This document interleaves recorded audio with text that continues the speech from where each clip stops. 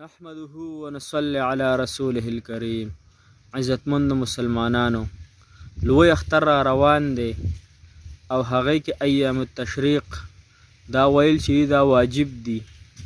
آیا دا به موږ څنګه وایو او څو ورځې به وایو او څو باره ویل واجب دي؟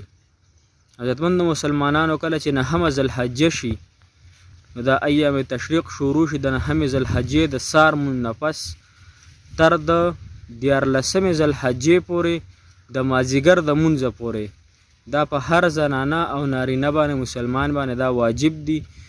نارینه دپاره 1 پیره په تیزه ویل واجب دي او زنانه دپاره په سلو، یعنی ډېر په سلو هم نه خو چې دی په خپله اوري دا ویل په دې واجب دي. کم ایام تشریق تاسو ته ویمه دا وایئ، الله تعالی به موږ له په دې باندې اجر راکړي. دا واجب دي، پرېښودو باندې ګناه ده، د ترک واجب باندې ګناه ده.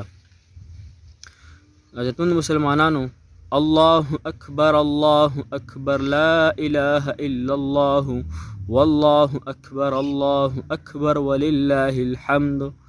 دا 3 پیرې، دا به 3 پیرې وایي.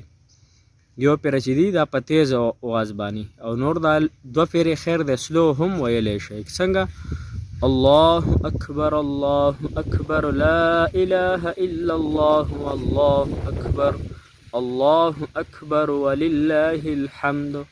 9 ذوالحجې د سحر د مونځ نه پس تر د 14 ذوالحجې د مازدیګر مونځه پورې دا ویل چې دي دا په هر مسلمان زنانه او نارینه دا په ځان لازم کوي او دا وایي د سره صحیح ده.